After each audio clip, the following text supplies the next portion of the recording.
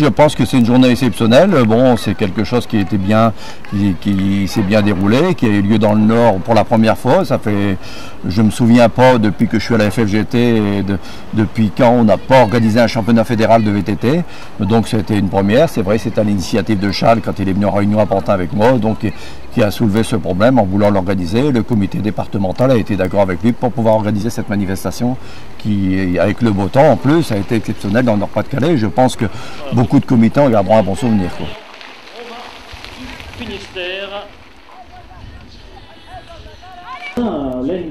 Je pense que le Bois de Florimont est très adapté à ces choses-là, surtout pour du VTT. Bon, c'est vrai qu'il y a d'autres comités, bon, notamment le comité d'Alsace, forcément, parce qu'eux, ils sont au bord des massifs montagneux, quoi.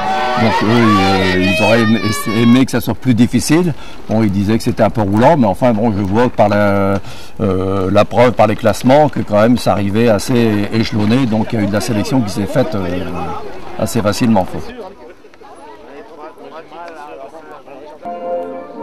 Il y a eu plusieurs courses, hein. Alors donc on a démarré ce matin à 9 h avec les juniors, quoi. Alors les juniors, par contre je ne connais pas par cœur, j'essaie de me souvenir un petit peu. Donc il y a eu les juniors, il y a eu les vétérans, il y a eu toutes les écoles de vélo, il y a eu les féminines ce matin également, qui a été bon entrecoupé ce midi par un repas.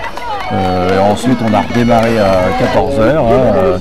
Alors à 14 h forcément après il y a eu les cadettes féminines, je crois, ouais, il y a eu les cadettes et les juniors, les seniors, les cadettes et les seniors, pardon. Et ensuite bon, on a fini par les espoirs et les seniors pour finir l'apothéose de la journée.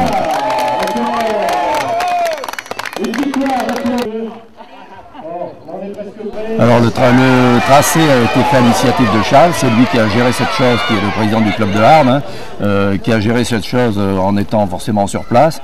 Donc au niveau du circuit, bon, je pense qu'il était bien, quoi.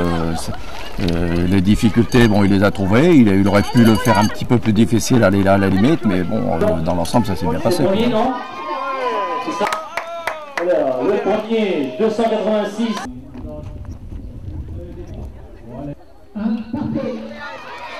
Technique, mais sur certaines portions, mais par contre, comme je vous ai dit tout à l'heure, était assez roulant, quoi, hein. Mais la sélection s'est fait quand même tout naturellement. Quelquefois, on dit ça au départ, on dit ouais, bon, bah ça va être roulant, mais en définitive, quand on roule sur le circuit et puis qu'on fait le nombre de tours, parce que là, il y avait eu un tour de rajouté pour accentuer la difficulté, quoi, et de ce fait-là, forcément, la sélection s'est fait naturellement, quoi.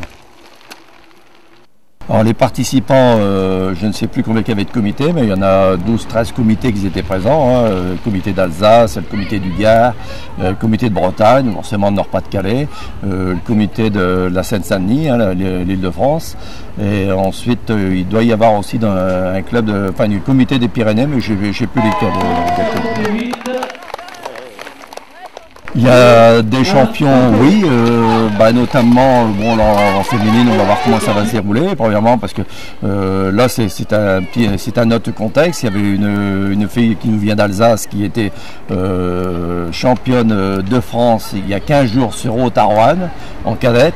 Et là, apparemment, bon, soit elle finit deuxième ou première, parce qu'il y a eu un petit litige au niveau des féminines. Ça, les commissaires fédéraux en décideront de la place.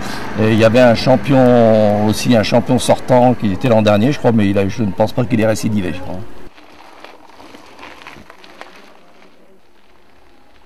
Oui, c'est vraiment un titre de champion de France au niveau de la FFGT, hein. Ouais, ça c'est certain.